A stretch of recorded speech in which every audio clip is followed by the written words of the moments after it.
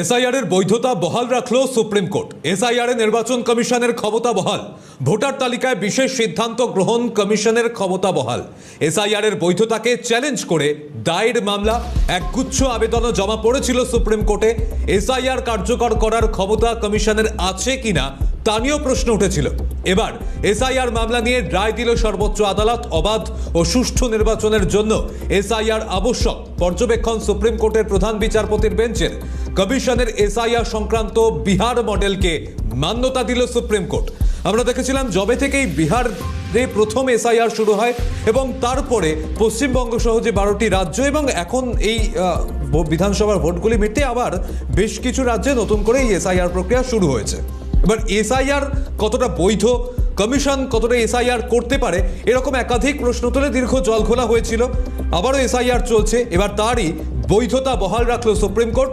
কমিশনের ক্ষমতা বহাল থাকলো, এসআইআর নির্বাচন কমিশনের ক্ষমতা বহাল থাকলো। একেবারে তাৎপর্যপূর্ণ আজকের এই রায়, যেটা নিয়ে অবশ্যই আলোচনা করতে হচ্ছে। বিহার মডেলকে মান্যতা দিল সুপ্রিম কোর্ট। অর্থাৎ বলাই চলে এসআইআর মামলায় বড় জয় নির্বাচন কমিশনের। ধোপে টিকলো না বিরোধীদের আপত্তি। সুপ্রিম কোর্টের রায়ে স্পষ্ট জানিয়ে দিল দেশ জুড়ে চলবে এসআইআর। এসআইআর নিয়ে সুপ্রিম কোর্টের যে জয় কমিশনের, এসআইআর এর উদ্দেশ্যে বৈধ এবং সংবিধান সম্মত। আজ সুপ্রিম কোর্টের এই পর্যবেক্ষণ, নির্বাচন কমিশনের এসআইআর করার ক্ষমতা রয়েছে। এসআইআর এর মাধ্যমে নাম বাদ দেওয়ার প্রক্রিয়া এখনো আইনের সীমার মধ্যে রয়েছে। আজ কড়া পর্যবেক্ষণ রেখেছে সুপ্রিম কোর্ট। এসআইআর এর মাধ্যমে নাম বাদ দেওয়ার প্রক্রিয়া আইন বিরোধী নয়। অর্থাৎ এসআইআর বৈধতাকে চ্যালেঞ্জ যে দায়ের মামলা, তাতে এই রায় এই প্রক্রিয়াকে ইচ্ছাকৃতভাবে মানুষকে বাদ দেওয়ার ব্যবস্থা বলা ঠিক নয়। পর্যবেক্ষণ রেখেছে সুপ্রিম কোর্ট এবং সুপ্রিম কোর্টের আরো পর্যবেক্ষণ, কমিশন এই প্রক্রিয়ার মাধ্যমে আইনে নির্ধারিত ভোটার তালিকা সংশোধনের পদ্ধতিকে বাতিল বা বদলে দিচ্ছে না। অর্থাৎ বলাই চলে এসআইআর মামলায় বড় জয় কমিশনের এবং ধাক্কা খেলো একদিকে বিরোধীরা, যারা এই এসআইআর নিয়ে বিরোধিতা করেছিল।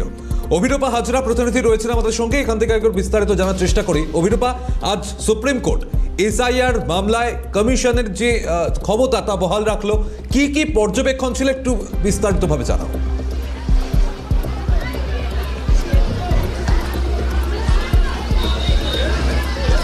দেখো, বিহারের এসআইআর হয়েছে এবং বিহারের এসআইআর এর পরই যখন পশ্চিমবঙ্গের এসআইআর হচ্ছিল, সেই সময় একাধিক মামলা একগুচ্ছ আবেদন নিয়ে সুপ্রিম কোর্টে মামলা রুজু হয় এবং সেই মামলার প্রেক্ষিতে আজকে রায়দান করেছে সুপ্রিম কোর্ট। সেই মামলাতে পশ্চিমবঙ্গের প্রাক্তন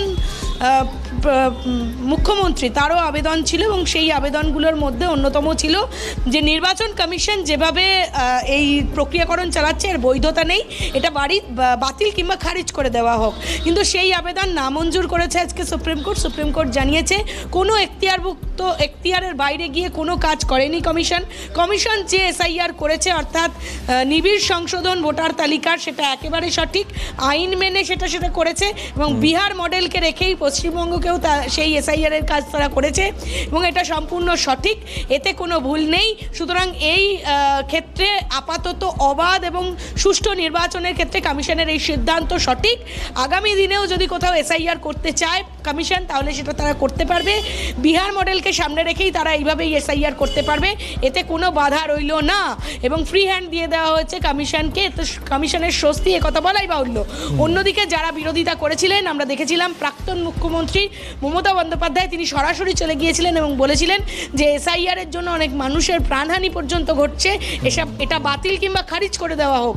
কিন্তু সেই আবেদন আদতে গ্রহণ করলো না সুপ্রিম কোর্ট। এটা স্পষ্ট আজকে তারা রায়ে জানিয়ে দিয়েছেন এবং এটাও জানিয়েছেন যে কমিশনের আর কোনো বাধাই রইল না।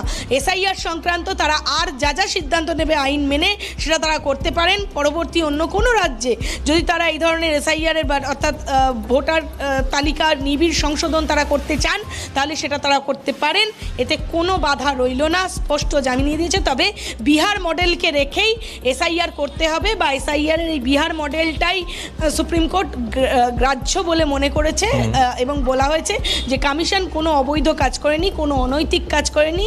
আবেদন যারা করেছিলেন তার বিরোধিতা করে, এসআইআর এর বিরোধিতা করে যারা আবেদন করেছিলেন, প্রত্যেকের আবেদন নামঞ্জুর করা হয়েছে। সৌম্যজিৎ। বেশ, বোঝা গেল। অনেক ধন্যবাদ অভিরূপা তোমাকে। প্রতিনিধি অভিরূপা হাজরা ছিলেন আমাদের সঙ্গে। অর্থাৎ এটাই যে বলা চলে, এসআইআর মামলা এখন বড় জয় নির্বাচন কমিশনের স্বস্তি। তবে ধোপে টিকলো না বিরোধীদের আপত্তি। আমরা দেখেছি বারবার বিরোধীরা তারা এই বিষয়ে আপত্তি তুলেছে, কমিশন তাদের ক্ষমতার অপপ্রয়োগ করছে, এমন একটা মন্তব্য রাখা হয়েছে, কিন্তু সেই দাবি ধোপে টিকলো না।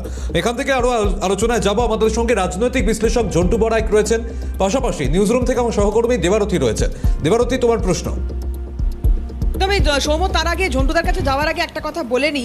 আমি জানি না তুমি দেখেছো কিনা, আমি কিছুক্ষণ আগে একটা খবর পেলাম, সেটা হচ্ছে মমতা বন্দ্যোপাধ্যায়ের বাড়িতে 25শে বৈশাখ পালন হচ্ছে।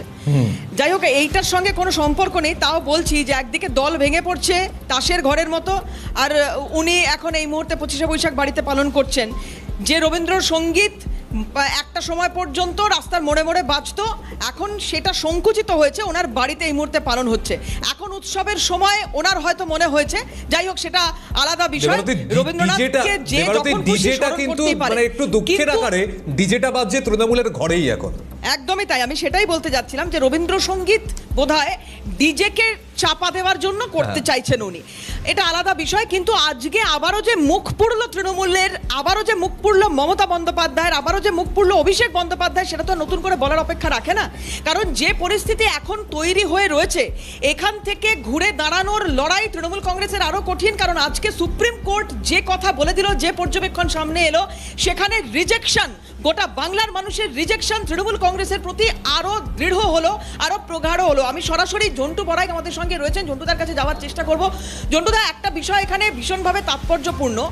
আমি এসআইআর মানি না, প্রথম বললেন মমতা বন্দ্যোপাধ্যায়, তারপর বললেন আমি এসআইআর এর প্রক্রিয়া মানি না। যখন সেটাতেও কিছু করা গেল না, তখন নিজেই চলে গেলেন কালো কোট পরে সুপ্রিম কোর্টে। আর আজ সেই সুপ্রিম কোর্ট যেভাবে বলা ভালো এটাকে, যে একটা কষিয়ে চড় মারলো তৃণমূল কংগ্রেসের গালে, এবং যেখান থেকে এসআইআরকে সম্পূর্ণরূপে বৈধ এবং একেবারে সঠিক করেছে নির্বাচন কমিশন কথা বলছে, তৃণমূল কংগ্রেসের মুখ আবার পুড়ল, মমতা বন্দ্যোপাধ্যায়ের মুখ আবার পুড়ল। ঘুরে দাঁড়ানো আর কোনোভাবে সম্ভব? ঝন্টুদা। দেবারতী, প্রথম কথা, এই যে সুপ্রিম কোর্টে এসআইআর কিংবা আইআর নিয়ে যতগুলো শুনানি হয়েছে, বিহার থেকে শুরু করে, বিহারেও কিন্তু সংগঠিতভাবে বিরোধীরা সুপ্রিম কোর্টের দ্বারস্থ হয়েছিল, এবং ফাইনালি যখন এসআইআর এ বিহারে নাম ইনক্লুড হয়ে যখন সবকিছু হয়ে গেল, বিহারে 36 লক্ষ নাম বাদ গিয়েছিল, মানে 36 লক্ষের কোনো হদিশ পাওয়া যায়নি, আর বিহারে এসআইআর 21.53 লক্ষ নাম ইনক্লুড হয়েছিল। সেই জায়গায় দাঁড়িয়ে যখন চ্যালেঞ্জের প্রক্রিয়া হয়, সুপ্রিম কোর্টে কোনো বিরোধী কোনো নোটিফিয়ে করেনি, হলফনামা জারি করেনি। ঠিক একইভাবে পশ্চিমবঙ্গে এই যে চপেটা ঘাটটা, আমরা বারবার বলছিলাম, দেখো যে এই আইআর ইন্টেন্সিভ রিভিশন 52 থেকে 56, 57, 61, 65, 66, 83 থেকে 84, 87 থেকে 89, 92, 93, 95, 2002, 2003, 2004, মোট 13 বার এর আগে হয়েছে, মোট 13 বার। তার মধ্যে 12.5 বারই হচ্ছে ভারতবর্ষে ক্ষমতায় তখন কংগ্রেস, 12.5 বার কোনো অবজেকশন হয়নি। সংবিধান পরিষ্কার, আইআর এবং এবার যেটা হচ্ছে এসআইআর, এগুলোর জন্য সংবিধান সম্পূর্ণ রকম ভাবে নির্বাচন কমিশনকে ফ্রি হ্যান্ড, এবং যদি 324 না, ঝন্টুদা বক্তব্য এখানে যে উনি তো ন্যারেটিভটাকে বদলে দিতে চেয়েছেন। উনি বলেছেন এটার নামে ওটা করতে দেব না, মানে এসআইআর নামে এনআরসি করতে দেব না। ওনার তো একেবারে প্রাথমিকভাবে লক্ষ্য ছিল যে এইটা নাগরিকত্বের প্রমাণ, এটা মানুষকে বোঝাতে হবে। উনি পেনিট্রেট করতে চেয়েছিলেন ওনার এই ন্যারেটিভটা প্রত্যেকটা মানুষের মধ্যে, বাংলার মানুষের মধ্যে ভীতি তৈরি করতে চেয়েছিলেন, এটা তো স্পষ্ট। আমরা একটু শোনাই, উনি এর আগে একটা বক্তব্য এখানে রেখেছিলেন যেখানে উনি বলছেন যে এনআরসি করতে দেব না এসআইআর এর নামে। কি বলেছিলেন? কিছু রিয়াকশন রয়েছে, আমি আসবো আপনার কাছে ঝন্টুদা। তার আগে কি বলেছিলেন মমতা বন্দ্যোপাধ্যায়, দেখুন। থেকে যারা এক কাপড়ে চলে এসেছিল, দেশ বিভাগের পর যারা বৈধ নাগরিক, তারা তো এক কাপড়ে চলে এসেছিল, প্রাণের ঝুঁকি নিয়ে। আনতে পেরেছে কিছু? কোথায় পাবে? এইগুলো বোঝবার ক্ষমতা নেই। যারা নাগরিকত্ব দেবে বলে চিৎকার করে, তারা নাগরিকত্ব কেড়ে নেবার ব্যবস্থা করেন। সবটাই আমি জানি। এই এসআর এর নামে একটা এনআরসি করার প্রক্রিয়া চালাচ্ছিল এবং এখনো চালাচ্ছে। हमारा एक ही मांग, हमारा देश अच्छा रहे, हमारा बंगाल अच्छा रहे, हमारा इंसान, हर इंसान अच्छा रहे। कोई डिवाइड एंड रूल नहीं चाहिए, और हर इंसान का जो डेमोक्रेटिक राइट है, जो जेन्युइन वोटर है, सब जेन्युइन वोटर ठीक से रहे। और डेमोक्रेसी में सबसे बड़ा पिलर ये तो जुडिशियरी होता है और डेमोक्रेसी होता है। इसको मजबूत करके रखिए। हर सारा देश का नेता, जो लोगों ने इस देश को आजादी दिया है, इसी के लिए आजादी दिया है। कॉन्स्टिट्यूशन में हर आदमी का एक ही अधिकार जो सबका लिए रहे, कोई डिफरेंस नहीं होना चाहिए।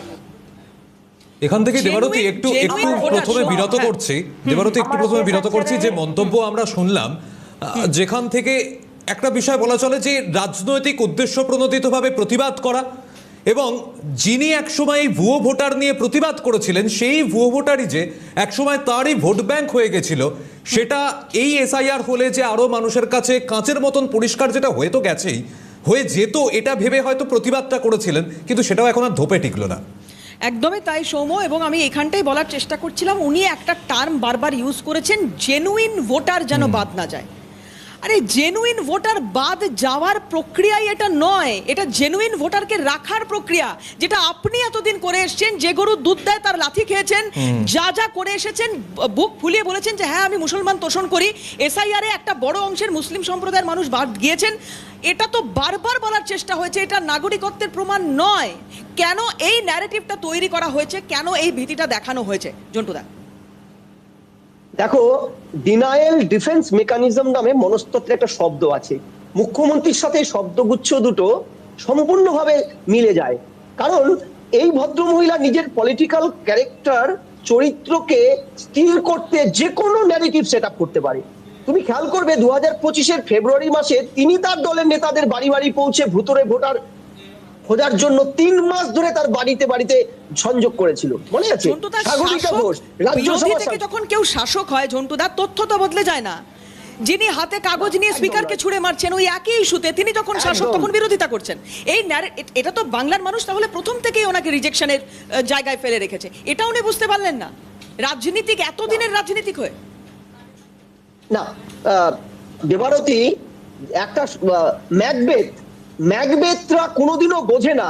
ম্যাকবেথরা ভাবে সামনের গাছটি তাকে উঠে এসে বার্ন গাছটি তাকে জড়িয়ে ধরবে না, তাই তার পতনও হবে না, কিন্তু ভেতর থেকে অহংকারের গাছটাই তো তাকে চেপে ধরে। সেটাই তো শেক্সপিয়ার দেখাতে চেয়েছিলেন। শাসক মমতা ব্যানার্জির অহমিকা, শাসক মমতা ব্যানার্জি ভোট ব্যাংকের যে মেকানিজমটা, যেটাকে উনি বলেন যে সোশ্যাল ইঞ্জিনিয়ারিং, সেটা এতটাই বুধ হয়ে গেছিল যে একটা জাতিকে কখনো তিনি দুধের গাই বলছেন, কখনো বলছেন পায়ের চটি। ফলে ভারতবর্ষের যে এক্সিস্টিং আইন, যেটাকে তিনি বিরোধী থাকাকালীন বারবার বলেছেন 1 কোটি ভুতুরে ভোটার লুকিয়ে আছে, যেটা তুমি বললে যে মানে অটলজির মুখে, মানে সুন্দর সিং অটলের মুখে কাগজ ছুড়ে দিয়ে বলেছিলেন 1 কোটি ভুতুরে ভোটার। সত্যি তো, এই ভোটার গুলো তো আর উড়ে যায়নি, অথচ ক্ষমতায় আসার পরে তিনি এই ভুতুরে ভোটার নিয়ে একটা হিরণ্ময় নীরবতা রাখলেন। এবং শুধু তাই নয়, তিনি বারবার ভারতবর্ষের সংবিধানকে চ্যালেঞ্জ করেছেন নিজের ভোট ব্যাংকটাকে তুষ্টিকরণ করতে। এই জায়গায় দাঁড়িয়ে মুখ্যমন্ত্রী মমতা ব্যানার্জি, শুধু এটা নয়, তুমি খেয়াল করবে দেবারতী, যে একটা সময় রেলমন্ত্রী, তখন বিরোধী নেত্রী, রেলমন্ত্রী কেন্দ্রের, রেল ড্রিয়েল হয়ে গেলে আজকে তার দলের নেতারা যেভাবে রেলমন্ত্রীর পদত্যাগ চান, তখন তিনি রেল ড্রিয়েল হয়ে গেলে তিনি বলতেন সিপিএম এর লোকজন কলা খেয়ে রেল লাইনের উপরে রেখে দিয়েছে চোকলাটা, ট্রেন নাকি স্লিপ কেটে পড়ে গেছে। অর্থাৎ বরাবরই তিনি তার দোষ দেখেননি, তিনি ডিনাই করেছেন। ডিনায়াল ডিফেন্স মেকানিজম মমতা ব্যানার্জির রাজনৈতিক চরিত্রকে বর্ণময় করেছে ঠিকই, কিন্তু সব মেকানিজমেরই একটা শেষ থাকে। সেই শেষটা এইবার 26-এর নির্বাচনে মানুষ কিন্তু বুঝিয়ে দিয়েছে। একই অস্ত্র দিয়ে বারবার মানুষকে টুপি পরানো, মানুষকে বোকা বানানো যাবে না। এবং যে প্রকল্পগুলো চলেছে দীর্ঘদিন ধরে তৃণমূল জমানায়, লক্ষ্মীর ভান্ডার বা ইত্যাদি যে প্রকল্পগুলো চলেছে, আমি একটা জিনিস মানে খুব অবাক লাগছে আমার ভাবলে জন্টুদা, যে এই প্রকল্পগুলোতে যারা উপভোক্তা, হতে পারে যে তারা বৈধ ভোটারই নন, এটা তো হতেই পারে না। আমি তোমাকে একটা উদাহরণ বলি। মনে আছে যখন এসআইআর চলছে এই রকম বর্ডারে ঢল নেমেছিল কিছু লোকের, তোমার চ্যানেল তোমরা দেখিয়েছিলে, প্রতিদিন ঢল নেমে পালাচ্ছে, এসআইআর এর সময় পালাচ্ছিল, এবার পালাচ্ছে। সেই সময় একজন মৌলবী ধরা পড়েছিল মুর্শিদাবাদ বর্ডারে। মৌলবীকে বিএসএফ যখন পাকড়াও করে তিনি বলছেন যে আমার কাছে সমস্ত কার্ড আছে এবং আমি মুয়াজ্জিম ভাতা পাই। এমনকি তোমার ক্যামেরায় আমি নিজে দেখেছি স্বরূপনগরের বর্ডারে বেশ কিছু বাংলাদেশি মহিলাকে ধরা হয় যারা বলছে আমরা এখানে লক্ষ্মী ভান্ডারটা পাই। অর্থাৎ এমনকি সাতরাদি, জঙ্গি সাতরাদি মুর্শিদাবাদে হরিহরপাড়া, ভরতনগর 2 জায়গায় ভোটার ছিল, ভোট দিয়েছে। তার বৌদি এ রাজ্যের তৃণমূলের একজন পঞ্চায়েত সদস্য, তিনি 2টো ভোটার কার্ড, বাংলাদেশের এবিটি জঙ্গি। তিনি বলছেন তার কাছে জব কার্ড আছে ভারত সরকারের। তৃণমূল কংগ্রেসের সময় এই ওপার বাংলার অবৈধ নাগরিকরা তৃণমূলের মদতে একের পর এক কেন্দ্রীয় বা রাজ্যের ভাগটা, যেই ভাগের অঙ্কগুলো তাদের বিভিন্ন ধরনের ট্যাক্সের টাকায় সরকার দেয় এদেশের সাধারণ স্থায়ী নাগরিকদের, সেগুলো এনজয় করেছে দিনের পর দিন এবং তৃণমূলের নেতারা জানতে দেখলো। আজকে তুমি স্বরূপনগরে চলে যাও, যারা পালাচ্ছে, যারা চলে যাচ্ছে তাদের কাছে বুমটা ধরো, তাদের অনেকেই আছে এসআইআর এর নাম নেই, অথচ তৃণমূলের 15 বছরে একাধিক সামাজিক প্রকল্পের সুবিধাগুলো নিয়েছে যেগুলো এদেশের নাগরিকের পাওয়ার কথা। দেখো গিয়ে ওদেরকে দিতে গিয়ে এখানকার কোনো পার্মানেন্ট মহিলা ডিপ্রাইভ হয়েছে, কোনো ভদ্রলোক গরিব মানুষ ডিপ্রাইভ হয়েছে। আমরা জানি যে নুরুল হক নামে একজনকে ধরা পড়েছিল, যিনি নারায়ণ অধিকারী ব্রাহ্মণ সেজে নাম পাল্টে এখানে দিনের পর দিন ছিলেন বারাসাতে। তাকে ইন্টারোগেশন করে জানা গেছে তিনি সমস্ত সরকারি প্রকল্পের সুবিধা পেয়েছে। এমনকি লাস্ট বলছি তোমাকে, এসএসসি 26,000 চাকরি চলে যাওয়ার তালিকায় একদম এখান থেকে আমি আসবো। এই যে আপনি কথাটা বলছিলেন যে আমরা এর আগেও চ্যানেলে দেখেছিলাম যখন এসআইআর শুরু হয়েছিল তখন অনেকেই বলছেন যে আমরা এই রাজ্যের বিভিন্ন সরকারি প্রকল্পের সুবিধা পেয়েছি। আজও কিন্তু বেশ কিছু প্রতিক্রিয়া এরকম এসেছে, একটুখানি দেখাবো। ঝন্টুবাবু সঙ্গে থাকুন, দেখুন কি কি প্রতিক্রিয়া এসেছে বাংলাদেশিরা, তারা ঠিক কি বলছেন এই সরকারি প্রকল্পগুলি নিয়ে। দেখুন। খুলনা, এখানে দমদম এয়ারপোর্টে। কি কাজ করতেন? আমি হোটেলে কাজ করতাম। হোটেলে? কে কাজ দিল আপনাকে হোটেলে? আমাদের পাড়ার তো অনেক লোক যেত, আর একটা হিন্দু বৌদ্ধ ছিল, আচ্ছা তারা দেশ। আচ্ছা, আপনি জানতেন আপনার কাছে আপনি বাংলাদেশ থেকে? হ্যাঁ, কি কি ডকুমেন্টস আছে আপনার কাছে? আধার কার্ড, রেশন কার্ড, আর এই শ্বশুরবাড়ি কার্ড, আর লক্ষ্মী ভান্ডার। কত পেতেন লক্ষ্মীর ভান্ডারে? 1000 টাকা করে হয়েছে। লক্ষ্মীর ভান্ডার আপনাকে কে করে দিল? দিদি। হ্যাঁ, দিদি। কোন দিদি? মমতা। আর আপনার এলাকার কোন নেতা করে দিল? আমার এলাকার সরকার লোক করেছে, জমা দিয়েছি, সরকার থেকে করে দিয়েছে। কত বছর হয়েছে আপনি এই দেশে এসেছেন? আমি 30-35, আমি ছোটবেলার থেকে এসেছি। হ্যাঁ, ছোটবেলার থেকে না। তাহলে বাংলাদেশে যাচ্ছেন কেন? যাবো না, আমাদের এখানে রাখবে না। আচ্ছা, এখন সে বাড়ি এলা রাখছে না, বাড়ি মেম্বার সব। আলোচনায় আসবো। দেবারতী রয়েছে আমার সঙ্গে। দেবারতী, এই যে ঝন্টুদা বলছিলেন যে আমরাও তো দেখেছিলাম এর আগে, ঠিক আবারও একই ঘটনা, মানে তারা সরকারি প্রকল্পের সুবিধা পেয়েছে এবং সেই সুবিধায় দিনের পর দিন তাদের চলেছে। নিজেকে দোষারোপ করা বা নিজের ভুল দেখা, নিজেকে রেকটিফাই করা, সেগুলো কোনোদিনই তৃণমূল কংগ্রেস করেনি। কার ওপর দোষ চাপিয়েছে? নির্বাচন কমিশনের ওপর। অভিষেক বন্দ্যোপাধ্যায়, তোমার মনে থাকবে সৌম, মমতা বন্দ্যোপাধ্যায় তো বটেই, অভিষেক বন্দ্যোপাধ্যায় তিনি গেলেন নির্বাচন কমিশনে দেখা করতে। তিনি বাইরে বেরিয়ে এসে কি বললেন? ভেতরে কোনো প্রমাণ যদিও আমরা দেখিনি, বাইরে বেরিয়ে এসে সংবাদ মাধ্যমের সামনে বললেন উনি নাকি আঙুল তুলে কথা বলেছেন এবং বলেছেন বেরিয়ে যাও। নির্বাচন কমিশনার এটা করতে পারেন বলে বিশ্বাস করতে একটু কষ্ট হয়। যাই হোক, অভিষেক বন্দ্যোপাধ্যায়ের একটু প্রতিক্রিয়া শোনাবো। নির্বাচন কমিশনের উদ্দেশ্যে কি বলেছিলেন তৃণমূলের সেকেন্ড ইন কমান্ড, দেখুন। বিজেপি এসআইআর নিয়ে আমরা বলেছিলাম যে আমরা আমাদের মতো কোর্টের বাইরে কোর্টের ভিতরে উভয়ই লড়াই করব। আমরা পার্লামেন্টেও লড়াই করেছি, ডিসকাশন চেয়েছি, বিজেপি ভয়ে ডিসকাশন দেয়নি। আমরা নির্বাচন কমিশনের কাছে প্রতিনিধি দল পেয়েছি, আমাদের যে প্রশ্নগুলো ছিল তার একটাও সদুত্তর নির্বাচন কমিশন এখনো দিতে পারেনি। তবে গত পরশুদিন বিশেষ করে সুপ্রিম কোর্টে যেভাবে এরা ধাক্কা খেয়েছে, যেখানে 12তম সংযোজন হিসেবে আধার কার্ডকে ম্যান্ডেটরি করেছে সুপ্রিম কোর্ট, 12 ডকুমেন্ট হিসেবে আপনাকে স্বীকার করতে হবে, আপনি বাধ্য। এখানেই তো নির্বাচন কমিশন হেরে গেছে। এই হচ্ছে অভিষেক বন্দ্যোপাধ্যায়ের প্রতিক্রিয়া একদম এই পর্যায়ে শেষ ভাগে আমি একটা বিষয় একটু জানতে যাবো ঝন্টুদার কাছে। ঝন্টুদা, এই আমরা আমাদের ট্যাক্সের টাকায় যাদেরকে এতদিন ধরে পুষে এসেছি তাদের মধ্যে হয়তো অনেকেই এখানকার বৈধ ভোটার নন। এই বিষয়টা তৃণমূল কংগ্রেসকে ভাবালো না যে তারা সারা জীবন ক্ষমতায় থাকবেন না, তাদের একদিন সরে যেতে হবে এবং এই প্রশ্নগুলোর মুখোমুখি হতে হবে? খুব সংক্ষেপে ঝন্টুদা উত্তর চাইব। এই একটাই কথা, ক্যাকটাস তো এই কারণেই লিখে গেছেন, মমতা ব্যানার্জি ওটাকেই গ্রহণ করেছে। আমাদের বুথে ভোট দেবে, ভূতে সত্যি সত্যি 3 সত্যি বদলে দেব সংবিধান। মমতা ব্যানার্জি দেশের কথা ভাবেনি, সংবিধান পাল্টে দেওয়ার জন্য এই ভুতুরে ভোটারদেরকেই, এই বহিরাগত ভোটারদেরকেই ভোট রাজনীতির অঙ্কে নিজে ব্যবহার করেছেন। একদমই তাই। সেই কারণেই দ্বিজেন বাবুরা ভোট দিয়ে গেছেন, সেই কারণে সৌদি আরব থেকে কেউ বা কারা এসেছেন ভোট দিতে। অনেক ধন্যবাদ আপনাকে ঝন্টুদা। একদম, এখন এখান থেকে এটাই বোঝা যাচ্ছে যে একটা ক্রমাগত নিজের স্বার্থে রাজনৈতিক জলঘোলা করে নিজের একটা ফায়দা তোলার চেষ্টা। অনেক ধন্যবাদ জানাচ্ছি। নিউজরুম থেকে আমার সহকর্মী দেবারতী দাশগুপ্ত ছিল। দেবারতী, ধন্যবাদ। অবশ্যই পরবর্তীতে এই মুহূর্তে সুপ্রিম কোর্টে যে কড়া রায়টা রাখলো, যে পর্যবেক্ষণটা রাখলো, তাতে নির্বাচন কমিশনেরই জয়। অবশ্যই পরবর্তীতে বিষয় আবারও যখন সময় হবে আলোচনা করব। তবে এই মুহূর্তে আজকের আলোচনা এখান থেকে শেষ করছি। আপনাদের নজর থাকুক ক্যালকাটা নিউজে।